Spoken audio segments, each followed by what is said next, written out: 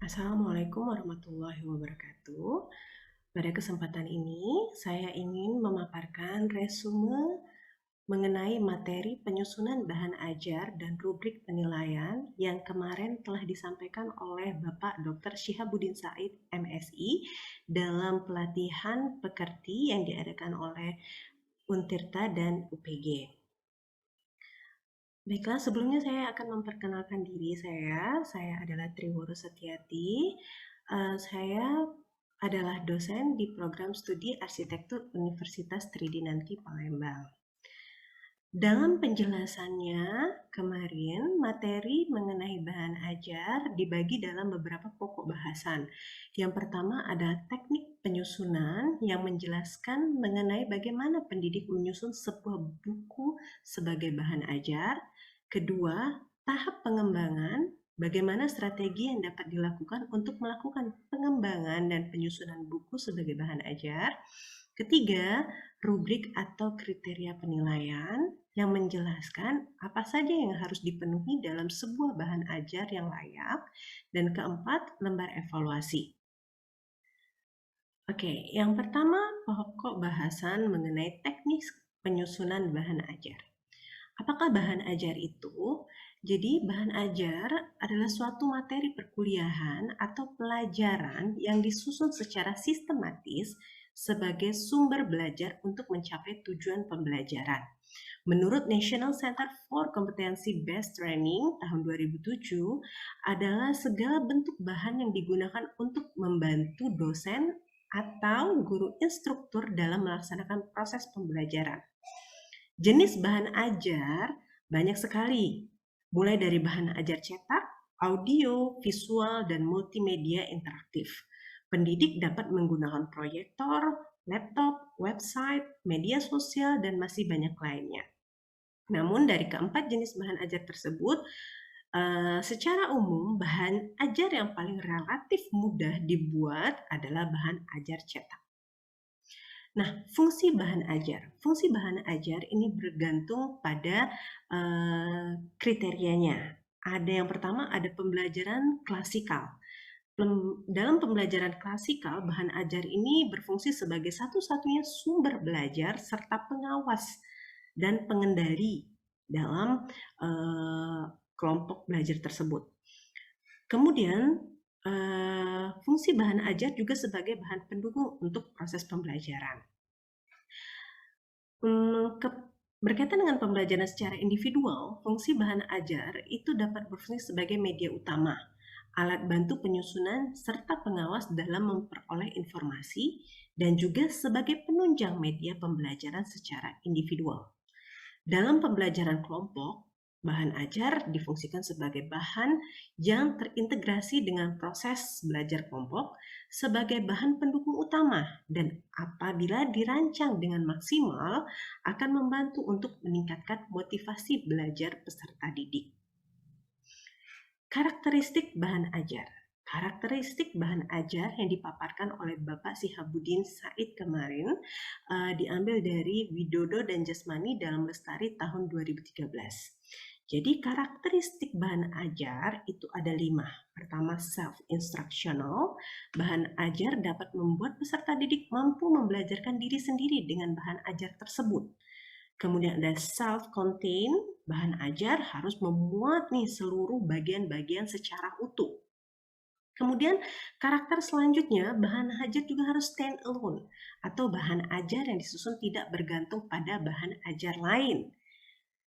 Dan karakter selanjutnya, user friendly, hadir untuk memudahkan peserta didik mendapatkan informasi yang jelas. Serta yang terakhir, bahan ajar pun harus adaptif. Harus dilakukan penyesuaian terhadap perkembangan ilmu serta teknologi yang ada.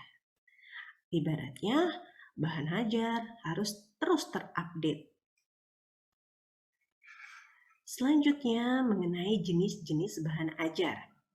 Jenis bahan ajar yang kemarin telah dipaparkan dalam kelompok besar terbagi menjadi 2, yaitu cetak dan non-cetak.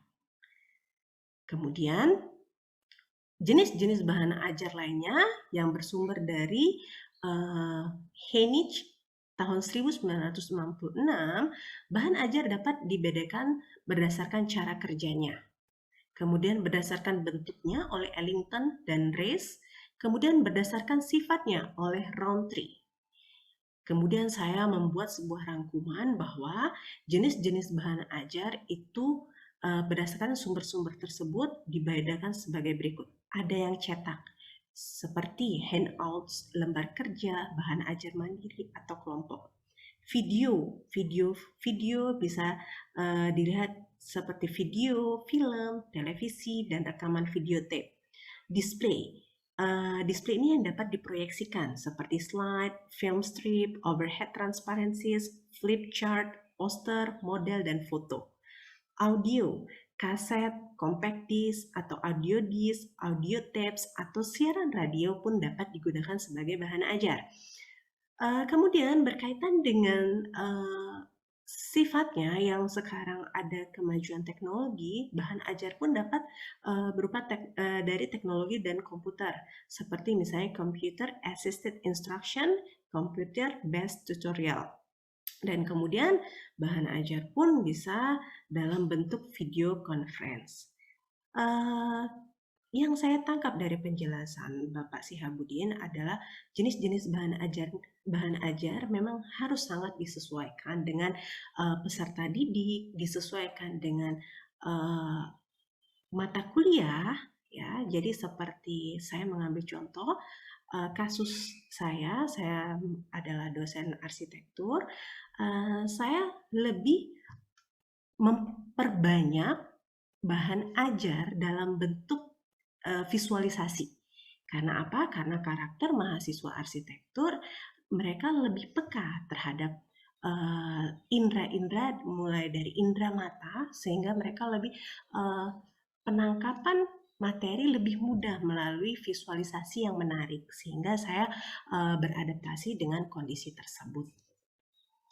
Kemudian bahan ajar, jadi kalau secara standarnya atau secara umumnya bahan ajar memang lebih mudah dan lebih ada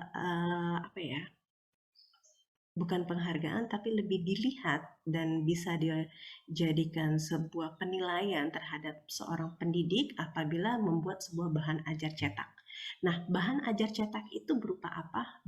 Salah satunya berupa buku. Nah, buku ini harus berisi ilmu pengetahuan hasil analisis terhadap kurikulum dalam bentuk tertulis. Jadi ada dasarnya terhadap kurikulum. Buku harus disusun dalam bahasa sederhana, menarik, dilengkapi gambar, keterangan, isi buku, dan daftar pustaka. Berdasarkan Prastowo dalam Lestari 2011, buku dapat dibedakan menjadi 4. Yang pertama adalah buku sumber, buku bacaan, buku pegangan, dan buku ajar. Nah, ini apa saja bedanya antara keempat buku ini? Jadi buku sumber yaitu buku yang dapat dijadikan rujukan atau referensi dan sumber untuk kajian ilmu tertentu. Biasanya berisi suatu kajian ilmu yang lengkap. Buku bacaan yaitu buku yang hanya berfungsi sebagai bahan bacaan saja. Misalnya cerita, legenda, novel, dan lain sebagainya.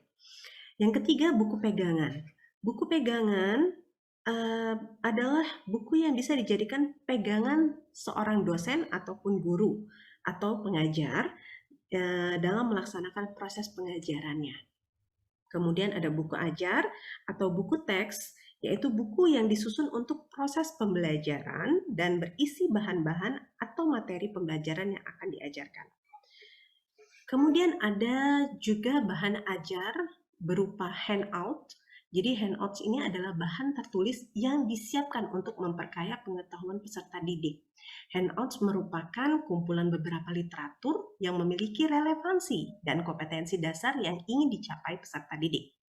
Selanjutnya ada yang namanya modul, petunjuk belajar, kompetensi yang akan dicapai, isi materi pelajaran, informasi pendukung, latihan soal, petunjuk kerja, evaluasi, dan balikan terhadap evaluasi. Jadi modul itu biasanya lebih detail.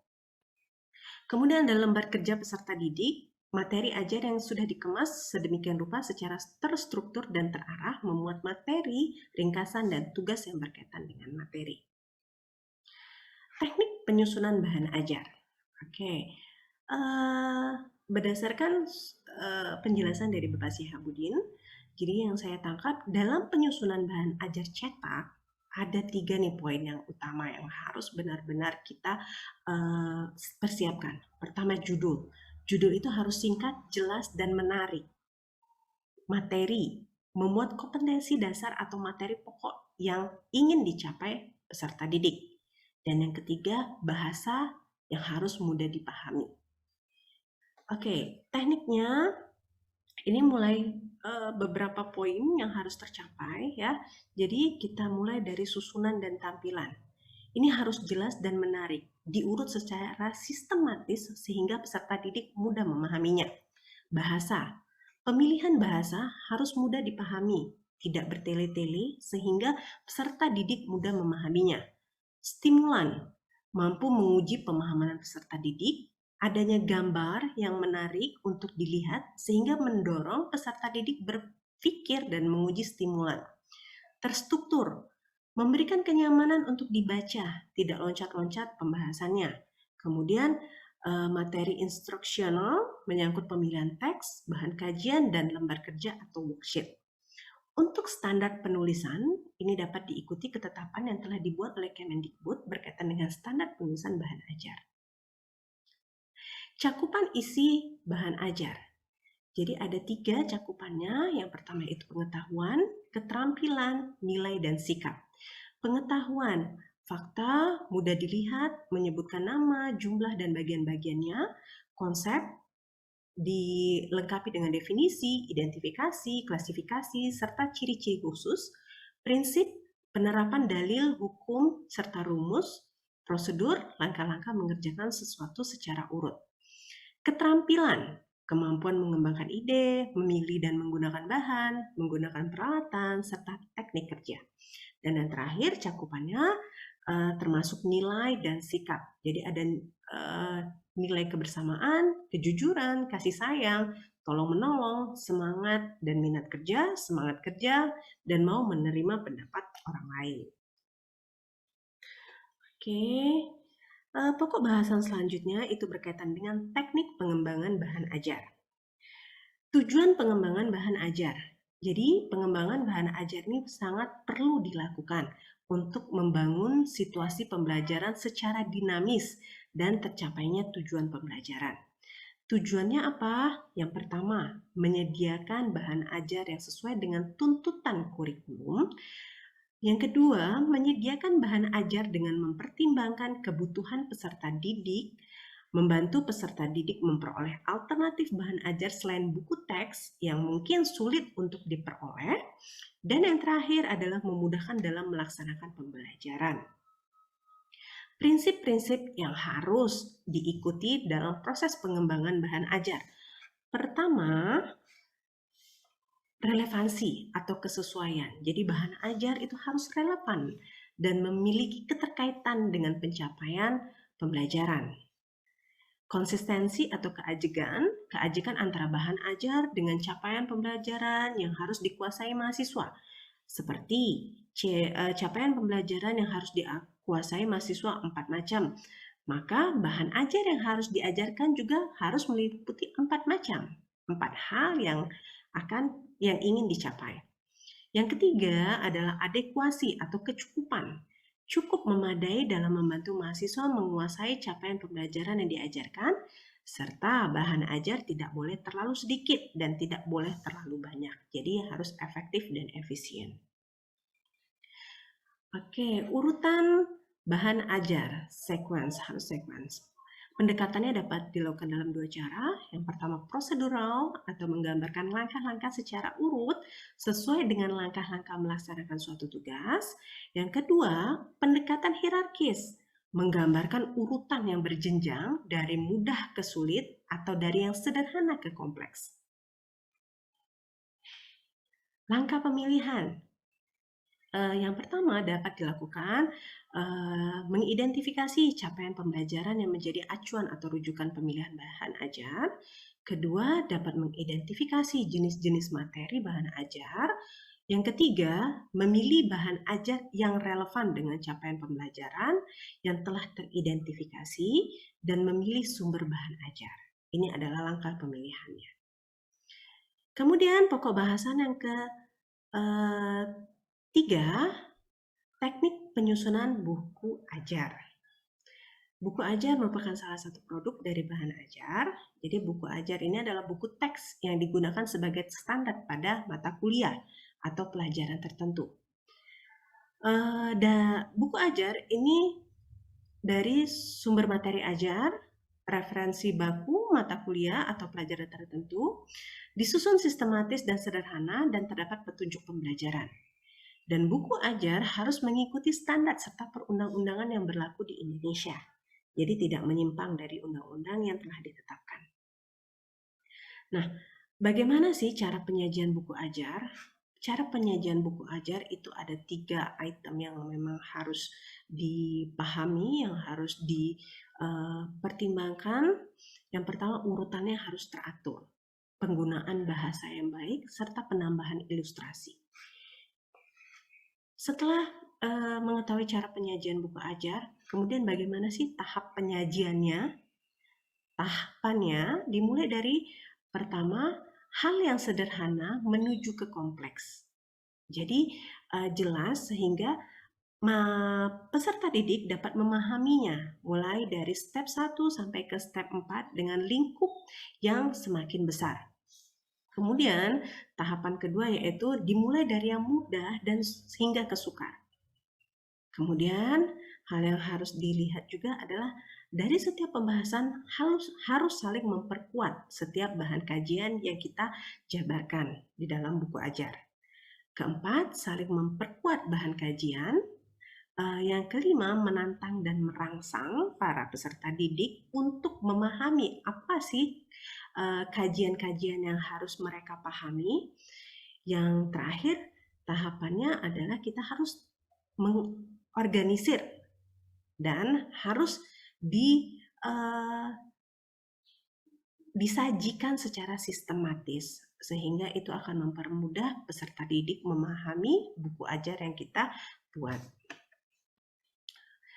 Isi buku ajar. Jadi isi buku ajar itu harus ada 3 dasar yang harus disesuaikan. Yang pertama, sesuai kompetensi dasar. Sebaiknya memuat sekurang-kurangnya bahan ajar minimal yang harus dikuasai oleh peserta didik. Jadi, sebuah buku ajar itu harus balik lagi kita pahami kompetensi dasarnya terlebih dahulu. Kemudian, pemahaman terhadap kurikulum. Jadi, buku ajar itu juga harus sesuai dengan kurikulum yang ada dan yang berlaku serta perkembangan ipteks yang ada. Selain itu juga harus relevan dengan tujuan mata kuliah. Kemudian isi buku ajar juga harus memiliki kebenaran dalam keilmuannya. Jadi nilai kebenaran ditinjau dari struktur keilmuan serta juga harus kedalaman dan keluasan isi buku sesuai dengan jenjang pendidikan. Oke.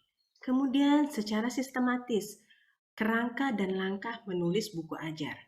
Langkah pertama yang dapat kita lakukan adalah pemahaman lagi atau pemahaman ulang terhadap penyusunan RPS. Jadi, buku ajar itu harus dilandaskan dari rencana pembelajaran semester. RPS merupakan acuan proses pembelajaran mata kuliah atau pelajaran. Dan RPS merupakan buku ajar merupakan materi atau substansi, RPS merupakan materi atau substansi buku ajar dan RPS memuat CPMK dan sub CPMK sebagai sasaran tujuan yang ingin dicapai. Nah, dalam kerangkanya kurang lebih buku ajar terdiri dari pendahuluan. Pendahuluan ini terbagi menjadi 4, diantaranya deskripsi mata kuliah, CPMK dan sub CPMK, petunjuk penggunaan buku ajar, serta kompetensi prasyarat. Kemudian bagian kedua yaitu bagian isi yang terdiri dari judul atau topik pembelajaran, uraian tentang tujuan kegiatan pembelajaran, materi pembelajaran yang diikuti dengan topik pembelajaran, yang diikuti juga oleh contoh dan atau kasus, gambar, serta grafik penunjang, kemudian kesimpulan dari materi pembelajaran, tugas atau feedback mahasiswa, kemudian ada evaluasi atau tes formatif, dan ada kunci jawaban. Di bagian akhir, buku ajar dilengkapi juga dengan daftar pustaka, glosarium, indeks, dan lampiran sesuai dengan kebutuhan mata kuliah tersebut, serta biografi penulis. Perlengkapan yang harus dilengkapi diantaranya cover atau judul besar bukunya, lembar persembahan sesuai dengan kebutuhan, kata pengantar, serta daftar isi. Oke, pokok bahasan selanjutnya berkaitan dengan rubrik atau kriteria penilaian. Nah, dalam proses kriteria penilaian, ini ada sebuah diagram yang menunjukkan evaluasi program pembelajaran. Jadi, sebuah rancangan bahan ajar, buku ajar, itu memang dilandaskan dari rancangan mulai dari profil kelulusan, capaian pembelajaran, mata kuliah, rangkaian mata kuliah, atau struktur kurikulum yang jadinya rancangan pembelajaran semester, outputnya, yang kemudian RPS merupakan landasan dari proses pembelajaran. Nah, dalam proses penilaian nanti akan dilihat luarannya dan dievaluasi bagaimana kesesuaiannya terhadap capaian pembelajaran lulusan. Jadi disinilah proses assessment, mulai dari bahan ajar, buku ajar, dan sebagainya. Jadi ada siklus memutar, saling mengevaluasi. Ini adalah dasar penilaian terhadap bahan ajar. Jadi ada diagramnya yang menunjukkan bahwa bagaimana keterkaitan ya dari proses analisis, design, development, implementation, dan evaluation-nya. Oke. Dan di sini kita bisa lihat ada yang namanya merumuskan kinerja hasil belajar, mulai dari mengidentifikasi CPL yang diberikan pada MK dan menjabarkannya, kemudian ada analisis kebutuhan belajar mahasiswa sesuai konteks, yang nanti dibuat analisis pembelajarannya, dihasilkan rumusannya, kemudian ada instrumen penilaiannya, dan di tahap development ya, di sini ada proses mengembangkan bentuk, metode, strategi pembelajaran dan penyusunan RPS, kemudian pengembangan dan penyusunan materi pembelajaran, ada feedbacknya untuk dilakukan evaluasi sehingga terjadi proses perbaikan atau revisi. Di sini akan siklusnya akan terus-menerus terjadi. Kemudian terjadi lanjutan siklusnya pada step evaluasi. Jadi di sini ada pengembangan, penyusunan, evaluasi formatif pembelajaran hingga merancang dan menyusun evaluasi sumatifnya. Oke, dalam penilaian kriteria penilaian untuk bahan ajaran buku ajar itu ada beberapa aspek yang dilihat. Ini saya bagi menjadi dua. Yang pertama yang dilihat adalah materi, kemudian yang dilihat adalah teks, wacana, gambar, serta ilustrasinya. Jadi penilaian utama kita melihat isinya, ya, bagaimana kesesuaian materi dengan silabus yang dikembangkan, seleksi dan organisasi materi sesuai dengan pemahaman pembelajar, kemudian penyajiannya, tujuan atau indikator penyajian pembelajaran dinyatakan secara jelas, penyajian bahan ajar secara terintegrasi dan sesuai dengan karakteristik pembelajar, penyajian bahan ajar mendorong pembelajar secara aktif dan kreatif. Nah, ini aspek penilaian yang dilihat dari sisi materinya. Kemudian yang berkaitan dengan teks, wacana, gambar, dan ilustrasi. Jadi bahan ajar, buku ajar itu tingkat keterbacaannya ya harus mudah dipahami.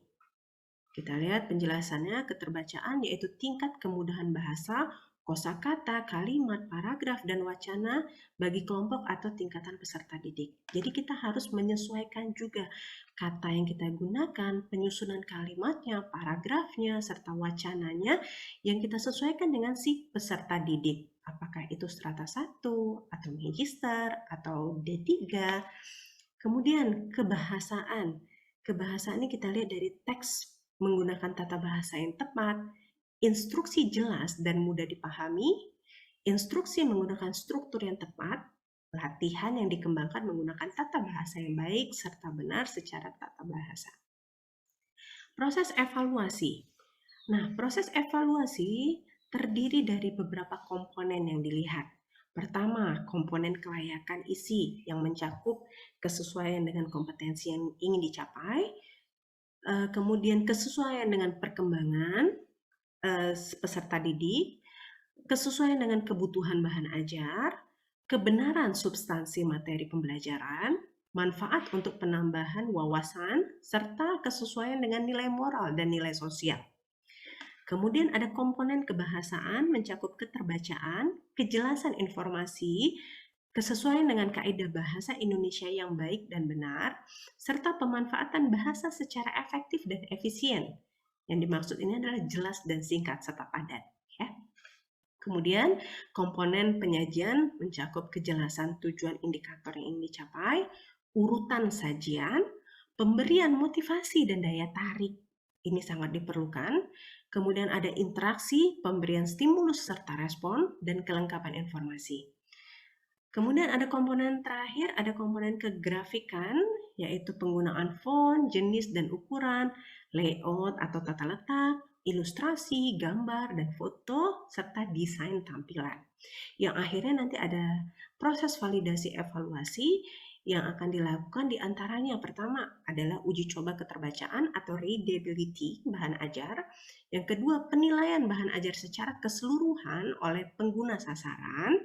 Dan yang ketiga, uji terhadap capaian skor hasil belajar. Nah, pokok bahasan yang terakhir yaitu berkaitan dengan lembar evaluasi bahan ajar. Jadi di sini Dr. Syihabuddin Said menunjukkan beberapa lembar evaluasi yang biasanya dilakukan oleh asesor ya untuk bagaimana menilai bahan ajar yang telah disusun oleh para pendidik. Ini adalah beberapa variabel yang dilihat atau nanti dinilai oleh asesor, ya, mulai dari kecermatan isi, ketepatan cakupan isi, ketercernaan, dan penggunaan bahasa. Nah, dari tabel di atas kita dapat melakukan analisis penilaian. Setelah melakukan penilaian terhadap bahan ajar, maka kita lakukan analisis terhadap berbagai aspek yang perlu diperhatikan dalam mengembangkan bahan ajar. Selain itu, baru dihasilkan sebuah keputusan atau kesimpulan terhadap bahan ajar apakah sudah mencapai tingkat kelayakan, kesesuaian dengan tujuan dan ketetapan terhadap isi dan materi, serta apakah perlu dilakukan perbaikan atau tidak. Kemudian ini adalah lembar evaluasi untuk medium cetak atau buku cetak. Hal-hal yang dilihat seperti yang tertera di sini, ratingnya disesuaikan pada bagaimana kesesuaian dengan kurikulumnya, akurasi dan kebaruan, kejelasan dan ketepatan bahasa, menimbulkan atau menjaga motivasi, partisipasi pembelajar, kualitas teknik, buku efektivitas, bebas bias, panduan pengguna, kesesuaian tingkat baca, kejelasan pengorganisasian, serta daftar isi atau indeks. Ini dievaluasi bagaimana penilaiannya dari tinggi hingga rendah serta komentar dari para asesor. Kemudian ini evaluasi untuk medium cetak, foto, gambar, poster atau kartun. Nah, dari materi atau penjelasan yang disampaikan oleh Dr. Syihabuddin, saya mengambil beberapa kesimpulan. Di antaranya materi yang telah disampaikan oleh Dr. Syihabuddin Said, saya mengambil kesimpulan bahwa bahan ajar itu ada keterkaitannya terhadap dua objek. Pertama, pendidik. Bahan ajar dan pendidik itu bahan ajar dapat memudahkan proses pembelajaran kepada peserta didik. Bahan ajar juga merupakan salah satu indikator keseriusan pendidik dalam melakukan proses pembelajaran. Bahan ajar juga bisa menjadi tolak ukur pendidik untuk selalu memperbaharui pengetahuan pemahaman yang berkaitan dengan materi kuliah yang disampaikan. Kemudian berkaitan dengan peserta didik, bahan ajar sangat membantu untuk pemenuhan target capaian pembelajaran kepada peserta didik. Pengembangan buku ajar harus disesuaikan secara terus-menerus sesuai dengan kurikulum serta dinamika yang berlangsung sehingga peserta didik pun ikut berkembang. Kemudian evaluasi buku ajar memang harus dilakukan untuk menghasilkan desain bahan ajar yang baik dan akan dapat membantu meningkatkan kualitas pembelajaran dalam mencapai capaian pembelajaran lulusan. Baiklah, terima kasih atas perhatiannya. Assalamualaikum warahmatullahi wabarakatuh.